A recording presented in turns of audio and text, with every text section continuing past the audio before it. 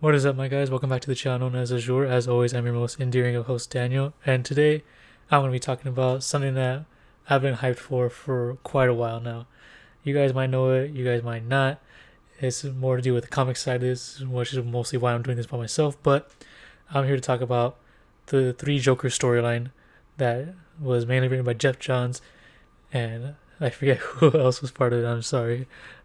But yeah, so the Three Joker storyline, a little bit of background into this. Like, we got a hint of this like around 5 years ago at the time of this recording. So right now it's about 2020. We got a hint of this back in 2015 in the Dark Side Wars when Batman sat on the Mobius chair, and he asked the Mobius chair, because the Mobius chair knows everything in the universe, like anything at all. His original owner was Metron, a new god, and he was supposed to be one that collected all the knowledge of the DC universe, and that he imbued that power in his chair. So yeah, the Mobius chair knows all and will continue to know all as long as it's still operational.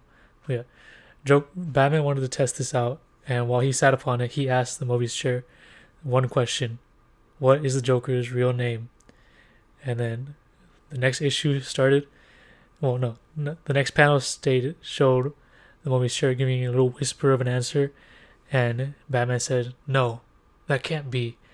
And what we figure out is that there's actually been three Jokers, because the Mobius chair's answer was which one. There have been three, and that's all we had. That's all we had. That cliffhanger was there for 5 years until now, of August 2020, when we got our first issue of the Three Jokers storyline.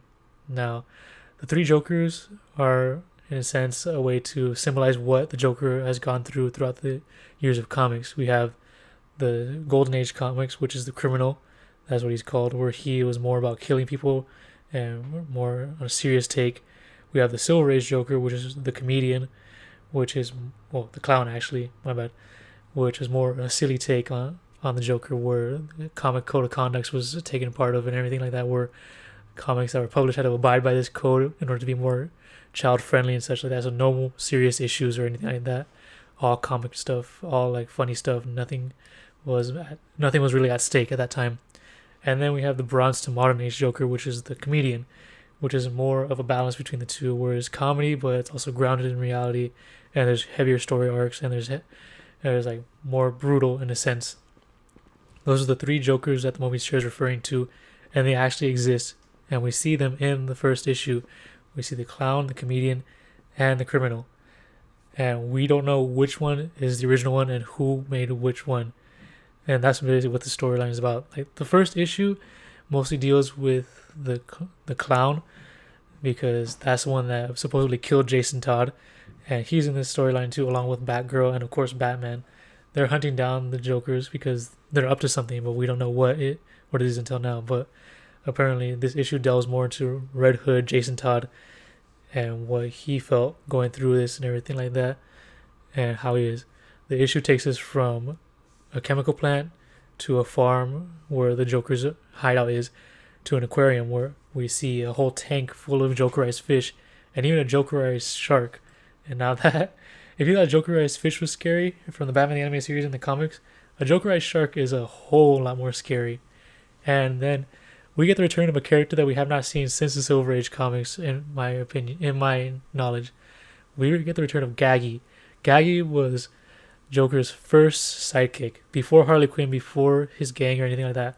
Gaggy was the first one. He was more of a comic relief in a sense that the Joker was more to abide by the comics code of conduct, and we see him for a few panels, because after like a page or two, the glass of the aquarium breaks, and, well, he gets eaten by the Jokerized shark. And so yeah, that happens. And so after the next few pages, we see that Joker is there, the clown is there, and Batman, Batgirl, and Red Hood have tied him up to a chair and are asking him questions and saying like, "Are you the real Joker? Are you sure this is the real one?" And like, he's just having a blast. Like, the Joker's having a blast, being like, "Oh, I don't know, maybe not. It's all part of our plan and everything like that." And then Batman leaves to investigate another Joker sighting, and leaving Red Hood and Batgirl there. And so while they're discussing what to do with the Joker, because Jason wants to kill him, and Barbara wants to bring him in like Batman wants to. But then the Joker starts to do what he does best, and he edges Jason on because he's now recollecting what happened to Jason and what happened in this. We actually get a little hint of what happened before Batman got to the moment Jason died, because it's a little glimpse of what Jason remembers and what the Joker remembers. It's saying is a vision. It's a flashback actually of what Jason was saying to the Joker. Be like, please, please stop.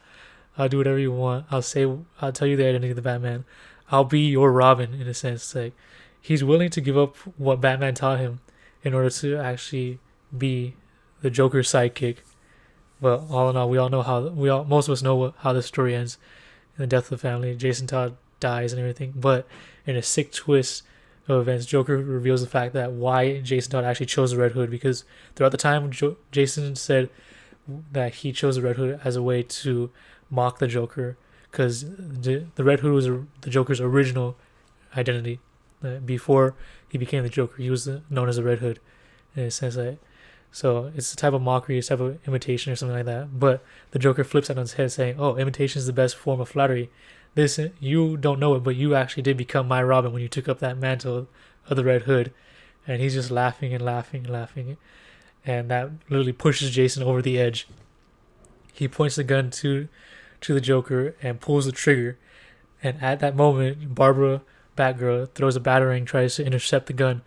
But it's too late. The bullet goes through the Joker's head, and one Joker is dead, and that's where the issue ends. Literally, that's where the issue ends. Now, issue number 2 came out in September, and so this one picks up right where issue 1 left off, the aftermath of what Jason did. Barbara yelling at him as to why he did that. Why would you do that? You know Batman was gonna bring him in. If Batman turns you in, you have to unmask yourself. Meaning I have to, and so does Batman, meaning you just put everyone's secret identity at jeopardy. And then Jason goes to say, well, if you really wanted to do something, you wouldn't have missed my gun. You would have blocked the bullet, because we all know you never miss, because in the previous issue she actually did miss. But as Jason pointed out, she missed. And if she actually wanted to keep the Joker alive, she wouldn't have. Now, this comic, after reading the first issue, I thought, okay, so Jason deals with the clown. Then the next issue, Barbara's gonna deal with the comedian, because the comedian is the one that shot her in the spine, and Alan Moore is the killing joke. But no, this doesn't take that way. It actually just continues off of what happened, in a sense. Batman goes to Commissioner Gordon and the rest of the GCPD, and we find a judge that's been Jokerized and been semi-eaten by his own dogs, in a sense. And we see what killed him was a trophy with Joe Chill's fingerprints on it. Now, if you guys don't know who Joe Chill is, he's the one that killed Thomas and Martha Wayne, Batman's parents. He's literally the person who put Bruce Wayne on the path to becoming Batman. So yeah, it's a big deal as to how Joe Chill's fingerprints got on that, because he's been in Blackgate Prison since the death of Martha and Thomas Wayne. He's been under maximum security and everything. So we don't know how this happened, but we're not going to find out until the end of the issue, because right when that happens, we cut back to Jason and Barbara arguing and everything. And then we cut to Batman coming to Jason and asking him, why did he do this? Why? Why would you do this? In a sense. And then Jason just scuffs him off and everything. And then he goes off on another tip. They find another tip that the Jokers are in an aquarium. Oh, not an aquarium, a pool, sorry. They're at a pool where we see a whole bunch of dead bodies that are Jokerized also, but again, they're not really dead. As they, by one, they plunge at the pool and reach for Red Hood, because he's the first one on the scene. And they're trying to grab him. They're screaming at him to help them. And Red Hood just, nope. He shoots them, he kills them, he beats them.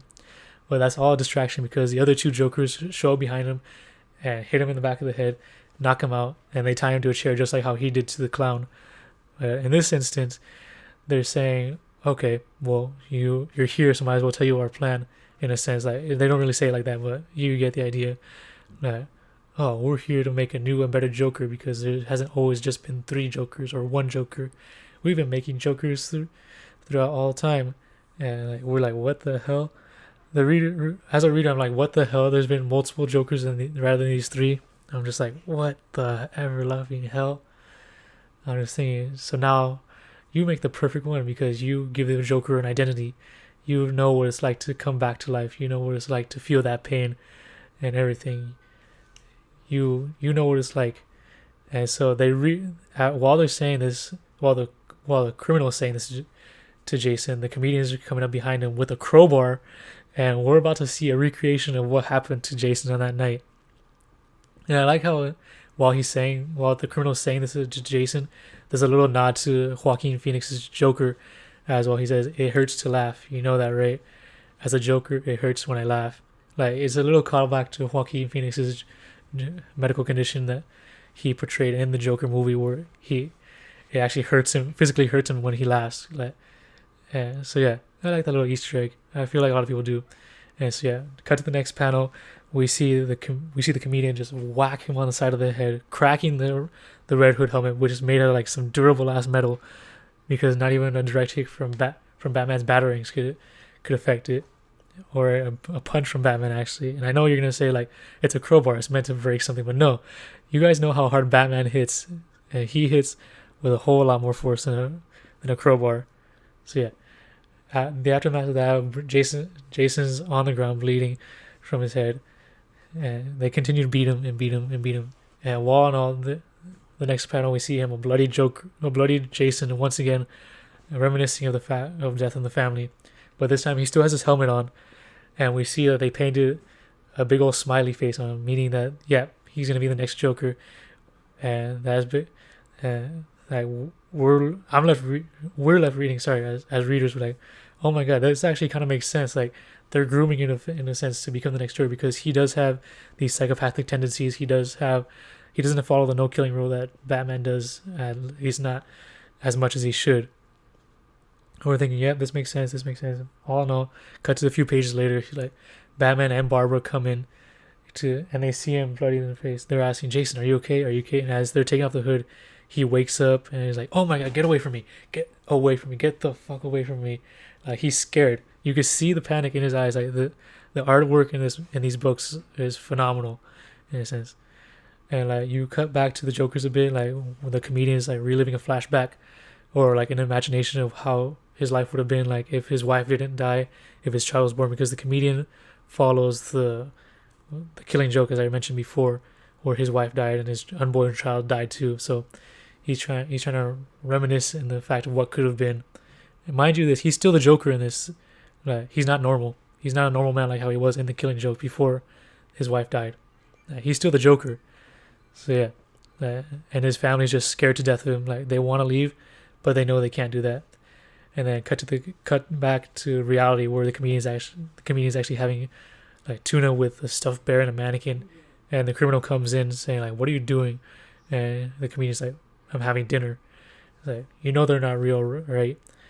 He's like, "Well, they're real to me." And then the criminal, my bad, I'm getting all mixed up because they all start with C's and everything like that. I'm trying to keep track of who's who. But yeah, the criminal's like, enough of this. We need to prepare for our final plan. And so then cut back to Jason, Barbara, and Barbara, because they're at her apartment. Jason's resting. He's washing off the blood and everything. And when that moment is, Jason confesses to Barbara, like, I know Batman tried to help all he could, but I've never been as strong as you. You got back up. You managed to fight off what the Joker did to you. I couldn't. And I'm envious of you. Like, I'm proud of you also that you could do what I couldn't.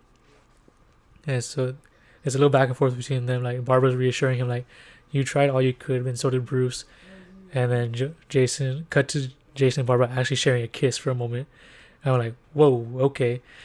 First is Barbara and Nightwing, because they had a relationship before. Now it's Jason and Barbara that they're setting up for. Which is, mind you, this, I wouldn't mind seeing it. Like, the dynamic between these two throughout this storyline is actually pretty well done. If they actually did a whole spin-off of this, I wouldn't mind. And so yeah, the comic ends around that part where, no, actually, I'm sorry, the comic doesn't end on that part.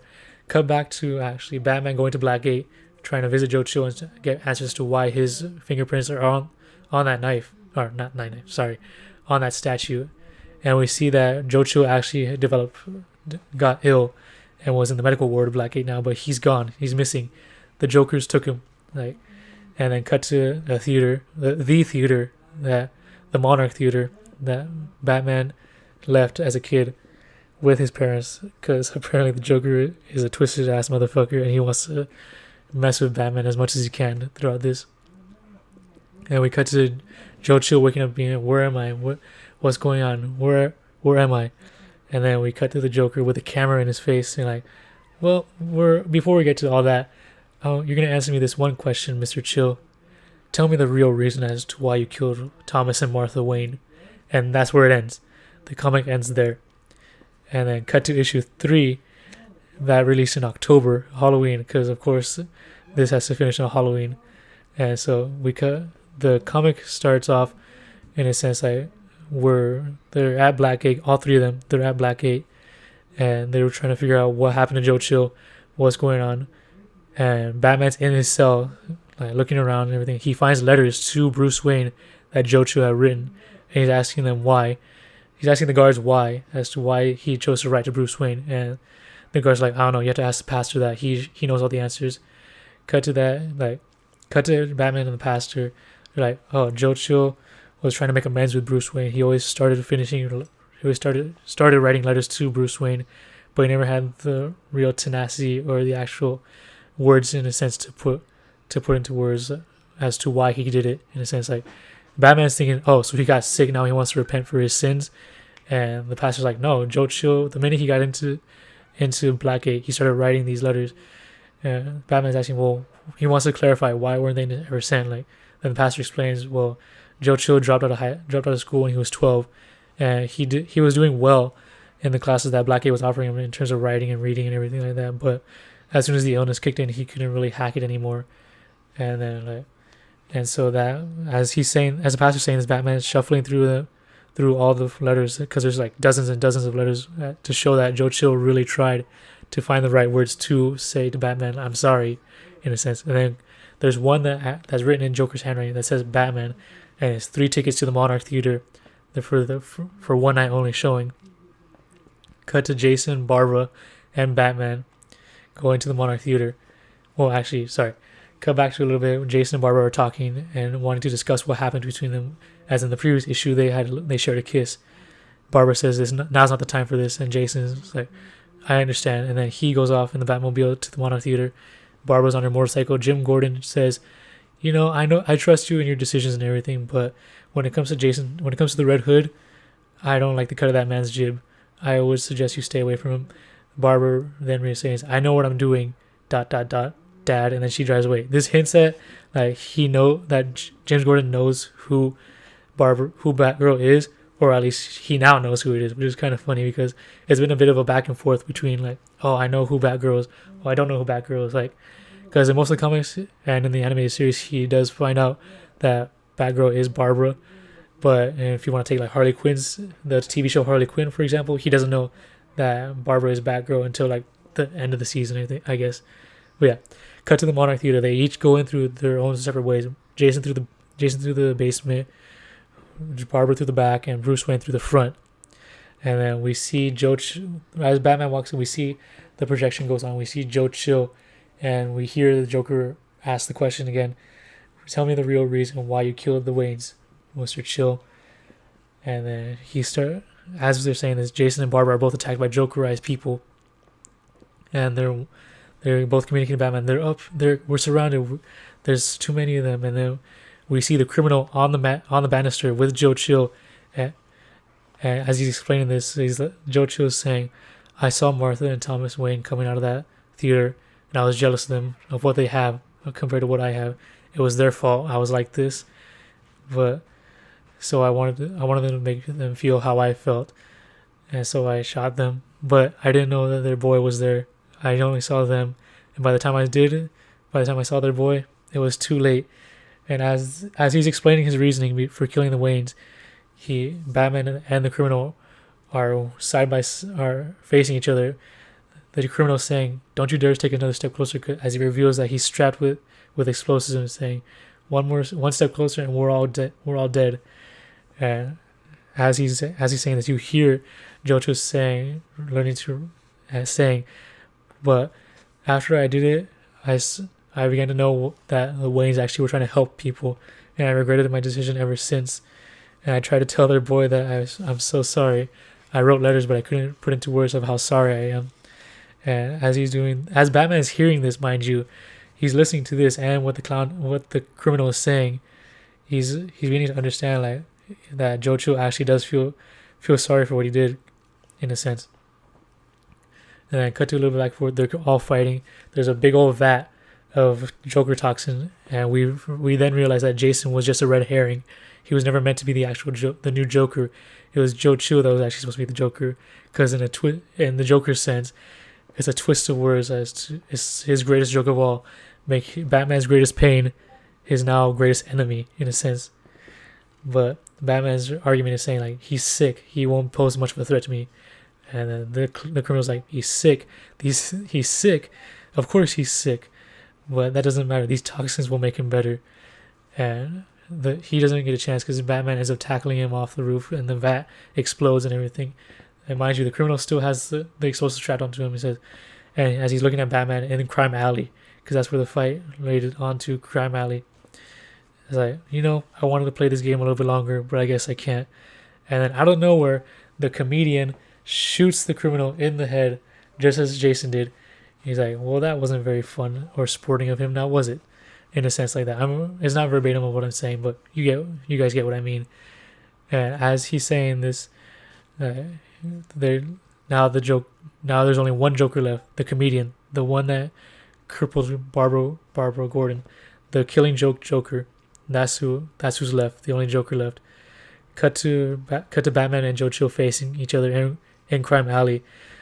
Joe Chill's saying, I know what you're gonna do, but I just want to say, I'm sorry, and thank you for saving my life.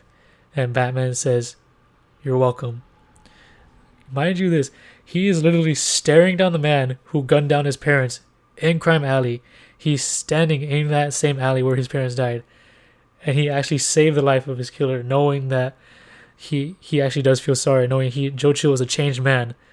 Batman had his greatest wound healed in this storyline. And I'm just like, what the hell? Like, this is literally the reason Batman is Batman. And now he's actually getting closure on this. Either way, cut to Batman looking at the comedian now. Well, I'm just going to call him the Joker because he's the only one left. The Joker in a van heading back to Arkham. And he's asking why. Why did you do this?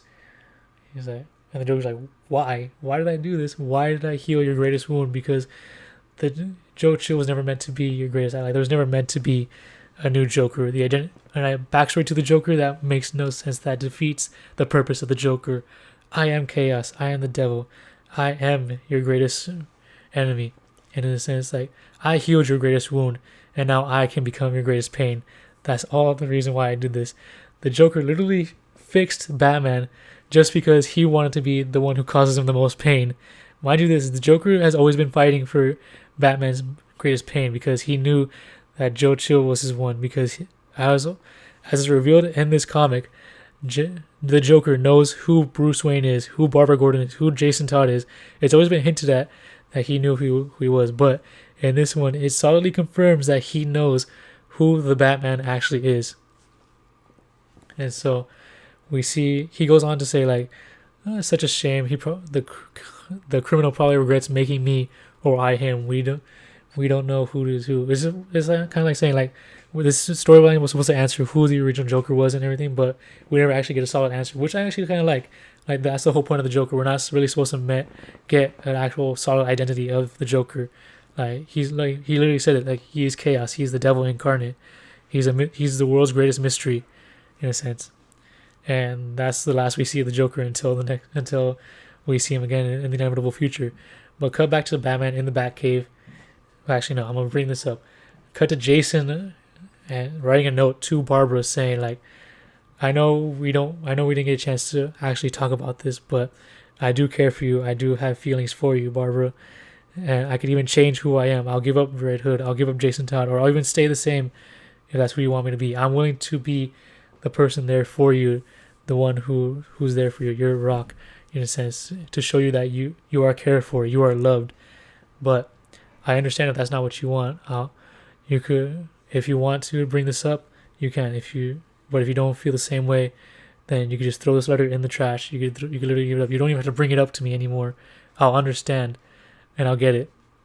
And we see it as he tapes this to the door. But as a final panel of that page show, the tape unsticks and the note falls to the floor, and the janitor sweeps it up, meaning that Barbara Gordon will never see or read or even bring up their little kiss. And all in all, Jason's gonna be completely understanding about that, which kind of sucks because a romance between them actually seems kind of fun. We already saw how Barbara and Dick Grayson were. I was really interested to see how Barbara and Jason Todd would be. But no, a little detail as to this, the janitor actually is wearing a purple suit, and the back of it is a happy face and it says "happy time," I guess. I'm not verbatim because I don't have the comic in front of me, but I'm thinking something's not right about that janitor, or it could just be another red herring. But either way, cut to Batman in the Batcave with Alfred saying all this ruckus and you still don't know the man's name or his backstory, or even what this man really is. To think all these years you could have such hate for someone you don't even know. And then Batman says that's the thing. Everyone thinks I don't know who he is, but I figured out his name the first week I met him. And I'm just like, what? I'm guessing every single reader was like, what? Say that one more time. You know his name since the first week you've met him. The very first week you met the Joker, you knew his name. And Alfred is just like, what are you saying, Master Bruce? And we cut back to Bruce saying, I've known who he is this whole time, but it doesn't matter. And as he's explaining this, we're cutting back to the Killing Joke storyline. A few panels that we haven't seen, cut to him exploding on his wife in a sense, saying, oh, you think his wife is saying, I just said, oh, Jesus, don't take a hard time. And then the Joker is saying in his normal form, saying, you said, oh, as in, oh, how are we going to feed the baby? Oh, how are you going to get the job? Oh, why am I married to such a deadbeat, in a sense? And those are the original panels from the Killing Joke storyline. But then cut to a few new panels showing his wife talking to the police saying, oh my God, it's getting worse. He'll never let me leave him. I don't know what's going to happen. And then the cops are saying, calm down, lady. The boys and I pulled a few bucks together and we'll get you out of here safely. And then cut back to the original story where it's saying where he's explaining that his wife died from a baby bottle heater electrocuting her. And we're just thinking wait, she's not dead? She's really not dead. And the baby's still alive? And that really just blows everyone's mind because the comedian is the real Joker in a sense. And he has a solid background now. We got the origin of the Joker confirmed by Geoff Johns. Mind you this, we don't know his actual name because Batman never says his actual name because as he says in the absolute last panel of the joke, and that never mattered. The real name of the Joker never mattered. But think about this. All in all, no one knew the Joker's background. No one knew his backstory or his origin. We all thought that Alan Moore's The Killing Joke was his origin story because everyone agreed to that, but it's never solidified. It was never confirmed by DC. But now we get this. That is full confirmation that the Killing Joker has a backstory and it's confirmed to be the comedian. And this is the main origin of the Joker. Anyways, cut to Alaska. That's where Batman is driving through because the few panels see him as he's explaining how he knew the name of the Joker in a sense. But we see a house, a cabin, and we see his wife and his son.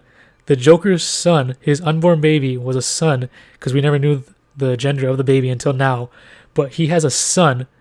They're alive. They're well. And Batman's saying if anyone knew the Joker's identity, they'd never stop hunting his family down. The press, even the Joker himself, because cut back to the second issue where it showed that the Joker, still being the Joker, is scaring his family to death. Meaning the family never wanted him, and it's shown in the Killing Joke. This isn't the first time that the Joker has exploded on his family out of spite or anything like that. But you're kidding me that his wife is alive. That literally retcons the Killing Joke story in a sense, being it took him one bad day. That was his bad day.